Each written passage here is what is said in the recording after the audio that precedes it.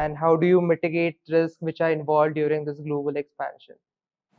So I think this is a very good question you asked, because I think when you look at expanding operations overseas, one of the elements which one needs to look at is at a broad level is the risk which you get into, because there is a lot of investment which you're going to make into those kind of geographies, and that is where I think what comes in handy is the PESTEL framework, PESTEL, and there is a good amount of work which we do before getting into the market, in terms of research.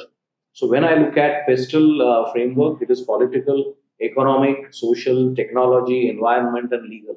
So these are the various aspects which one needs to really jot down and see how you can really adapt to those kind of changes which are happening. Now, just to share with you, one of the things which is right now becoming a serious issues for a lot of companies who are wanting to export their goods is the kind of geopolitical uncertainty around happenings like the Russia-Ukraine war, or the Hamas-Israel war, or what is happening. There are a lot of attacks which are happening in Red Sea. So one of the things which has happened as a result is we are not getting shipping liners to really ship our goods into these into the Western world. If you're getting it also, the timelines are very long. The freights have gone up almost 3-4 times of what it was.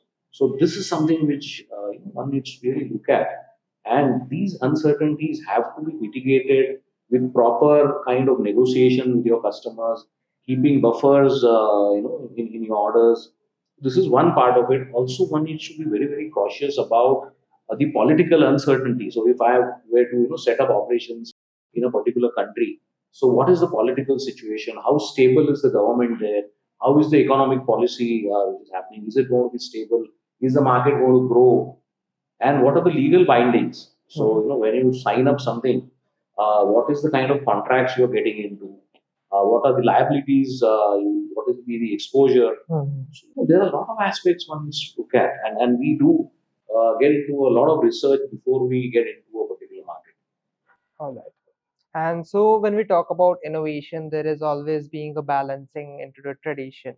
So in industries with old processes, how do you strike a balance between upholding core values during driving the innovation changes? And could you provide examples with how you have successfully integrated innovation to move forward in a highly dynamic world? So, when you talk about this, dynamism of the world and the changes which are happening, an organization cannot survive unless it adapts and changes, with the changing time. And that is where, as you rightly said, the processes, there will be a set of conventional processes which an organization follows. But now, with the advent of digitalization, with the advent of AI, I think a lot of things are changing. And change management is one of the core things which an organization has to follow. And when you talk about change management, I think it is more about how you are engaging with people, how you are communicating with people down the line as well, and explaining to them the importance of adapting to these changes. Because this communication aspect has to be continuous, it has to be consistent, because you can't keep changing your stand when you talk to your people, and you have to actually show them through quick successes, because what happens is if there is a particular change which happens, the early success, so it is said that success breeds success. So quick success, quick wins are something which is very important, and one has to keep a close eye and then explain to the team as to how we have achieved this particular quick win or a small win, a low hanging fruit, and then tell them that okay, now we have achieved this particular thing. If we do more, we can actually achieve much more. So I think these are the things which one needs to put a continuous dialogue, communication, and engagement with the team is very important. You can't do changes in isolation. You have to take people along, you have to take the teams along and take their buy-in. They should feel that they are themselves convinced and they are taking these calls when it comes to changes. That I think is very important. Okay. So it should be a complete collaborative effort. That is really a lot of things which are inspiring. And so when we talk about sales and marketing, what are a few innovative sales strategies which you have deployed and which have significantly boosted your revenue in B2C and both B2B domains? So I think one of the things which has been probably the hallmark of what we have done is driving thought leadership. And I think when you say thought leadership, it is a much more broader concept than just saying that, okay, take this, this is my product, it is good. Rather than that, you're taking the entire sales and marketing to a different level, saying that we are the best, we are the experts, we know the best, and driving and shaping. So for example, what we do is we have been instrumental in shaping the overall security landscape in the country.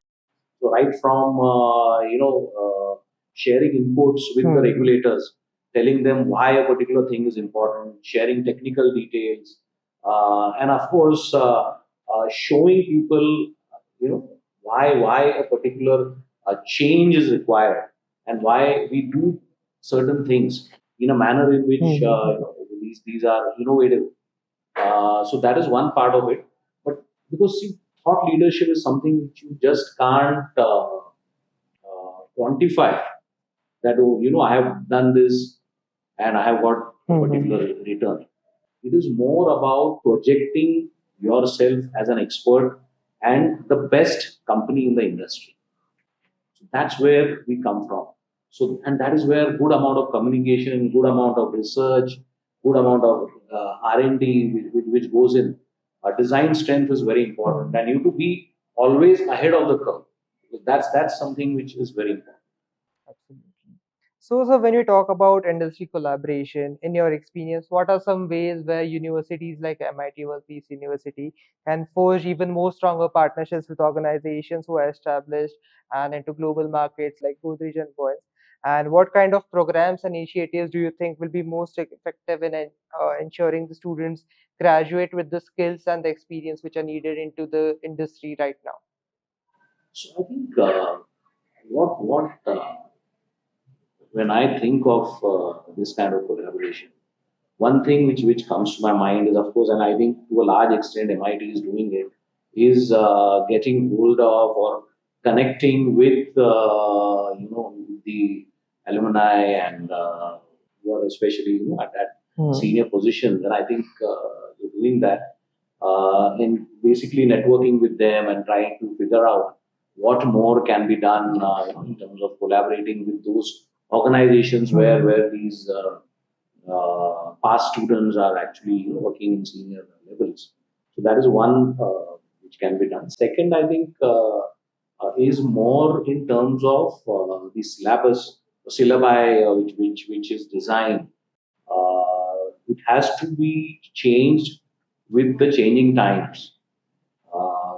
The curriculum basically, because it can't remain what it was maybe a few years back, because times are changing, and I think it is more about getting exposure to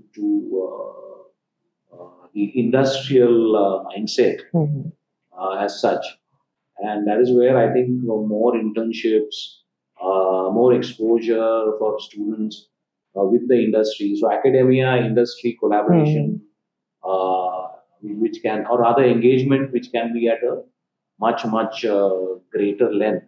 But there is good amount of bandwidth, good amount of mind share which needs to be devoted if at all this kind of work has to happen. So it just can't be that, okay, I'm conducting 9 to 5 lectures, and I'm not saying that MIT is doing it, but I think there is good amount of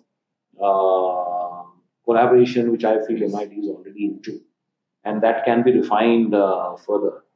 So I think these are things which are very important from this perspective. Okay, and that was for the universities. Now, talking about the students in parting, what advice would you like to give to our students who are currently entering, who are currently young and entering the industry as a working professional or trying to be leaders in the industry itself? So one of the things, besides getting exposure to various processes and strategy, and what really happens in the organization, you could do management course or whatever, because there's a lot of learning which happens. But one thing which I have realized over the years, and when I see leaders grow, is the value system which an individual follows. When I look at the value system, I think there are a lot of components, but I would pick and choose one. If you were to ask me what is one value which can make or break the career or make or break an individual, is integrity, because that is where I think the real individual, when he's not under observation, because see, when you are in college, every professor will look at you, okay, हुआ है नहीं हुआ है, assignments किया है नहीं किया है, have you done the project? But when you talk about integrity, there is actually in an organization nobody watching you, but you are still following ethics, you're still following honesty to yourself, and of course there is a conscience which you go by. So integrity is one of the most important things if at all you want to succeed in life. Okay, thank you so much, sir. It has been absolute pleasure and an inspiration to have you here today. Your insights and experience have been a really wealth to our podcast, and I'm sure the listeners who are listening to this right now must have gained a wealth of knowledge through this. A real thank you from STARS team and from MIT-WPU University, and we hope you to keep visiting the MIT campus continuously. Thank you so much. Thank you so much. It was an honor and privilege to be here. Thank you. Namaskar.